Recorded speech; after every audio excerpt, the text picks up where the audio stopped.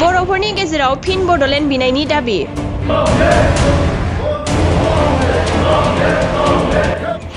Assam divide 50-50 होसिख्रावनायनि लामायाव दंसै नामा?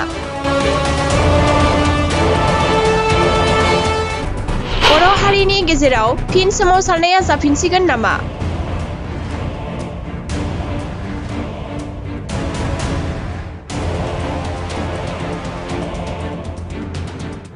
बड' नेशनेल स्टुडेन्ट्स इउनियन बनसु दिनै 16 मार्च 2022 आव दाफुंजानाय जाबाय। गिबियै जोङो उदालगुरि डिस्ट्रिक्ट बनसुनि आफादगिरि हिसाबै मृदुल खाख्लारिखौ दिनै दायथ' होनाय जाबाय आरो गाहाय नेहाथारि हिसाबै मिथिंगा बर'खौ दायथ' होनाय जाबाय आरो बेजोंनो स्पक्सपार्सन हिसाबै जर्ज दैमारिखौ दिनै दायथ' होनाय जाबाय।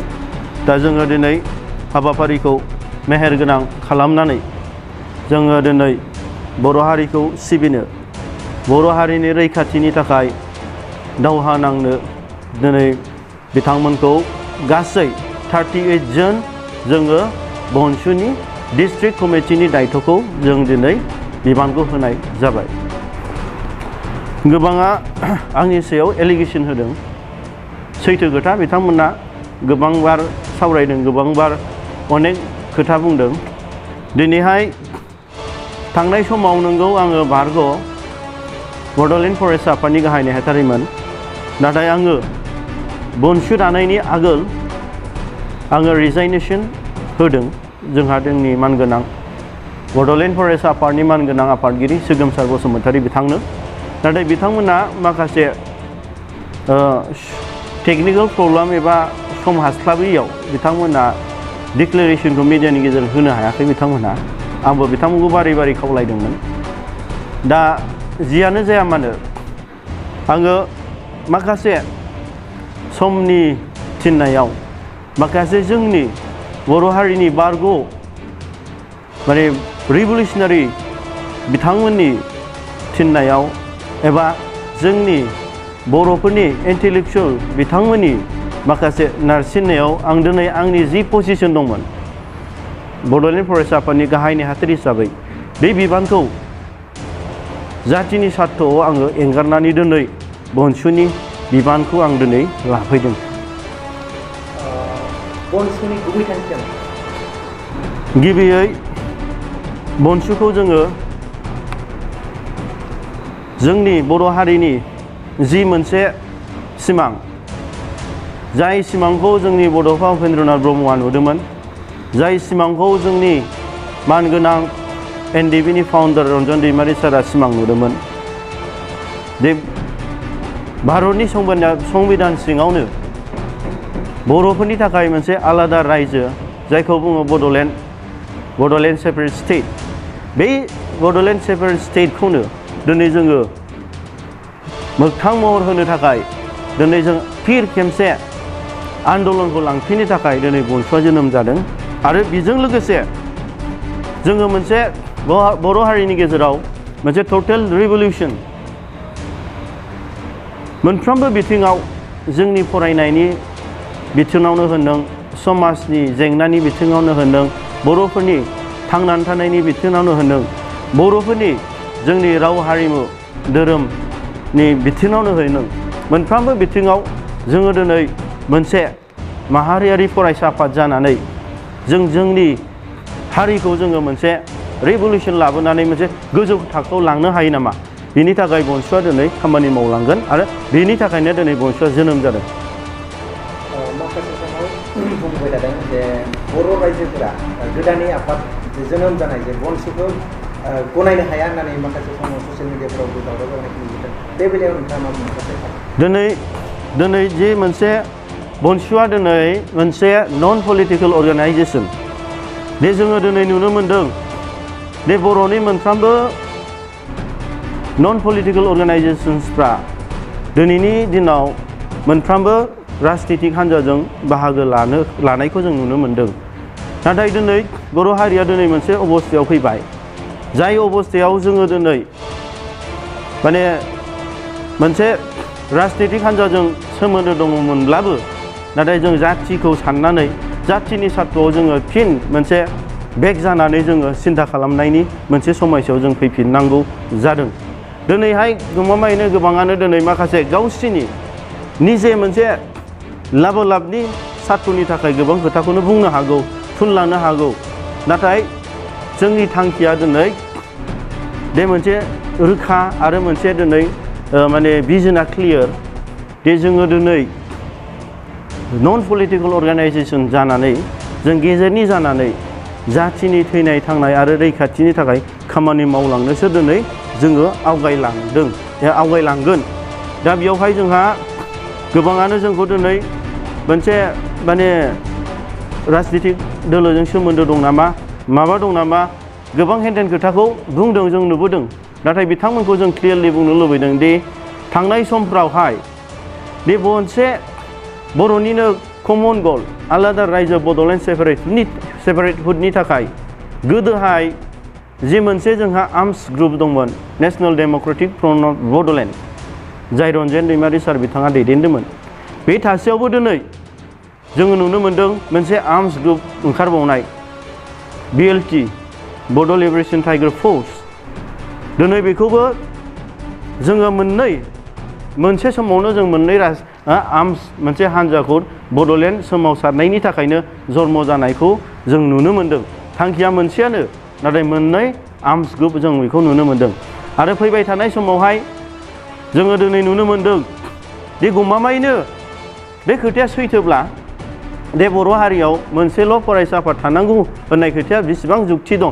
बे खोथाया सैथोब्ला जों दिनै नुनो मोन्दों दे बर' हारिनि गेजेराव मोनसे राजनितिक रिजनेल पार्टि थाखानानैबो गोदान मोनसे राजनितिक रिजनेल पार्टिया दिनै जोनोम जादों।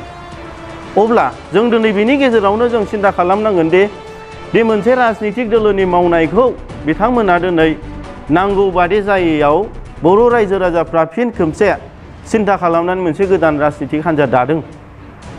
दा दिनै बर' हारिनि गेजेराव दिनै मोनसे संगठन जोनोम जानायावहाय दिनै दानो मोना होननाय भारतनि संबिधानाव खुनु लिरनाय गैया। बे भारतनि संबिधानाव दे लिरनाय दङ गोबां मोनसे गोबां माने संगठन दानो हानायनिसो मोनसे लिरनो हानाय दं। दा बेनि थाखायनो जोङो खावलायनो लुबैदों बे संगठन दानाय संगठन सोरजिनाया गिदिर बाथ्रा नङा, नाथाय बिनि थांखि आरो बेखौ दैदेनगिरिनि सिन्थादार होनायासो इम्परटेन्ट। दा जोङो नुनो मोन्दों जोंनि गेजेरावहाय दिनैहाय जोंनि हिमालय हाजोनि जौसिन माउन्ट एभारेस्टखौ गाखोनो थाखाय एबा सौसिनो थाखाय बेखौ सिमां नुनानै जोंनि बर' माहारिनि गेजेराव गोबां आफादफोर जन्म जानानै थांबाय। सोरबा बादिया जेनबाय, सोरबा बादिया सारेन्डार जाबाय, सोरबा बादिया मेंनानै थाबाय। नाथाय दिनै बै आफादफ्रा दिनै बर' माहारिनि मोनसे टारगेट, बे टारगेट आलादा रायजोखौ लानानै सिमां सुजुदोंमोन। नाथाय दिनै बिथांमोना दिनै मोनसे नङा मोनसे संगठननि नाम लानानै जि थांखिखौ होसोदोंमोन बिथांमोना जेननानै दिनैनि गेजेराव थांबाय। नाथाय दिनै बर' हारिया जेनाखै, गोदान जोलैसाफ्रा गोदान जेनेरेसनफ्रा दिनै बै एखे मोनसे थांखिखौनो आलादा बड'लेण्ड रायजोखौनो दिनै होसोफिनदों। खिन्थु लामाया आलादा जानो हागौ, खिन्थु थांखिया मोनसेयानो। दिनै बर' हारिया बै माउन्ट एभारेस्टसिम गाखोनो एबा होसोनो दिनै बर' हारिया दिनै जेनाखै। नोंथाङा बुंबाय बर' हारिया जेनबाय होननानै, मानगोनां दिपेन बर' बिथाङा होनना बुंदों, एबसुनि आफादगिरि बिथाङा बुंबावदों जे जिरायथ'दोंसो होनना बुंदों, नाथाय मेङाखै, बड'लेण्ड बिनायखौ दोनथ'दोंसो होनना बुंदों। बे बेलायाव नोंथाङा मा बुंदों? दा बिथांमोना जिरायथ'दों ना बिथांमोना दिनै मोनसे फाइनाल एन्ड कमप्रिहेनसिभ बिथांमोना सिन्था खालामनानै रायजोखौ दोनथ'दों। नाथाय दिनै बर' हारिया दिनै बेखौ नेनानै थानाय आरो जिरायथ'नायनि सम गैया। जाय जिनिसा दिनै नुनो मोन्दों बे मोनसे सान्थि सुक्ति जानायनि उनावबो जोंनि माखासे बर' लाइमोनफ्रा सैमा अमा बादि हमनानै गावथारजानाय, जोंनि थागिबि बर' मानसिफ्रानो दिनै जोंनि जायगायावनो गुवाहाटि बादियाव दिनै होखारजानायखौ जों नुनो मोन्दों। दिनै थांनाय समावहाय जोंनि बर' आइजोफोर दिनै उल्थापानि सरलपारा बादि हाग्रायाव दख'ना खुजानायसिम मोनसे अबस्था जाबाय। दिनैहाय जोंनि बर'फ्रा थांनाय समफोरावहाय जि सिस्टेमाव साख्रि बाख्रि एडमिशन सुबिदा जोङो मोन्दोंमोन नाथाय दिनैनि गेजेराव बेफोरो दिनै गैलिया जोबनानै थांबाय दा बिनि गेजेरावबो जोङो दिनै मेगन मेसेबनानै सिरि थानांगौनि खुनु समानो नङा दा बे समा जाहैबाय जोङो दिनै सरकारजों नांफिननाय आरो दिनै जोंनि फैबाय थानाय फंबाय बिनानावफोरनि थाखाय मोनसे क्लियार गोजोन लामाखौ जों होलायनायनि मोनसे समसो नोंथाङा माखासे बाथ्रा बुंबाय जायखौ सरलपारायाव जानाय आरो गुवाहाटियाव जानाय जाथायफोराव नाथाय बन्स' माने बेनि सायाव दिनैहाय जाय समावहाय बे जाथाया जादों दिनैहाय जोंनि बनसुआ गोदानै जोनोम जानाय दा जोंहा सासे गथ'आ जोनोम जानाय लोगो लोगो दिनै बियो खेबसेनो थाबाया दिनै बियो जिरायगोन बियो दिनै मानबायगोन दैदिंगोन ओमफ्रायसो थाबायगोन दा जोङो बनसु हिसाबै जोंहा दिनै जों माखासे पेपार वर्क्स माखासे जोंनि कनस्टिटिउसन माखासे जोंनि ग्रासरुट जोङो दिनै माने माबाखौ स्ट्रं खालायग्रोदों जिहेथु जोङो दिनै मिथिगौ दे जोङो दावहाथिलियाव थांनायनि आगोल जोंहा गोबां प्रिपेरेसन नांगौ दा जोङो बै भारत सरकार आसाम सरकारजों जि दावहा नांनो थांगोन बे दावहा नांनो थांनायनि आगोल जोंहा जि जोंनि सान्थ्रिफोरखौ जि जोंनि माखासे प्रिपेरेसनफोरखौ हाथियार गुलिफोरखौ जोङो दिनै रेडि खालामगासिनो बिनि थाखाय जोङो दा फैबाय थानाय समाव जोंहा दिनै क'क्राझार डिस्ट्रिक्ट दानो हाबाय उदालगुरि डिस्ट्रिक्ट दानो थाबाय आरो बिनि गेजेराव माखासे डिस्ट्रिक्टखौ फारि फारि दाखांनायनि उनाव जोङो मोनसे जोंनि माखासे थांखि आरो बिथांखिखौ फिर मोनसे जों मावलांगोन बर' हारिनि गेजेराव मोनसे नङा गोबां ओंखारबाय बिथांमोना बड'लेण्डनि मुं लायै गोबां बाथ्रा बुंबोबाय नाथाय बन्स'नि बेलायावबो बेबायदि जागोन जे बड'लेण्डनि मुं लानानै बबेबा ससेयाव थांनानै जे बड'लेण्डखौ गारनानै आलादा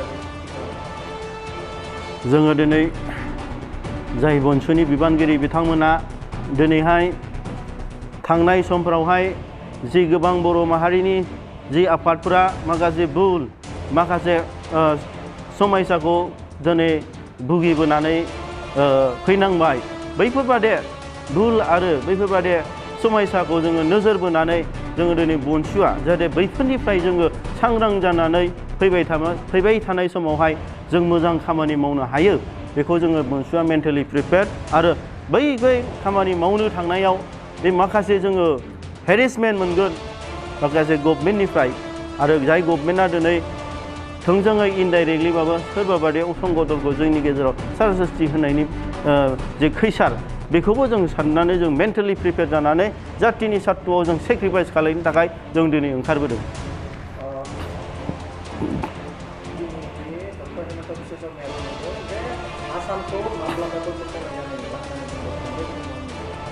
दिनै गमामायैनो बिथाङा सैथो खोथाखौनो होनदों बे थांनाय समफ्रावबो जि आन्दलन खालामबोदों दिनै आसामनि असमिया मानसिफ्रा जोंनो मालाबाबो आलादा रायजोखौ होबोखायाखै आरो होखानायबो नङा दा जोङो दिनै ओंखायनो भारत सरकारजोंसो जोङो दिनै भारत संबिधाननि जि जोंहा मोन्थाय दं बेखौ लानानैसो जोङो दिनै दावहाखौ नांगोन दिनैहाय जोंनो फ्रिडमा जोंनो थाखाय मालाबा होआ नाथाय जों बिनानैसो लानांगोन बेनि थाखायनो जोङो दिनै मेन्टेलि प्रिपेयार जोङो दिनै जाय दावहाखौ गोबां समनिफ्रायनो बर'फ्रा दिनै दावहा नांबोदोंमोन गोबां मुंख्लं जालांबाय गोबाङानो रान्दि जाबाय गोबाङानो दिनै थैलांबाय जिनाहारि जालांबाय बैफोरबादि गोबाव समनि दावहाखौ दिनै जों ओरैनो थांगारहोआ जोङो बे स्पिरिटखौ जों लांफिनगोन बै मुंख्लंफोरनि जि स्पिरिट जि सिमां बेखौ जों मोगथां महर होनो नाजागोन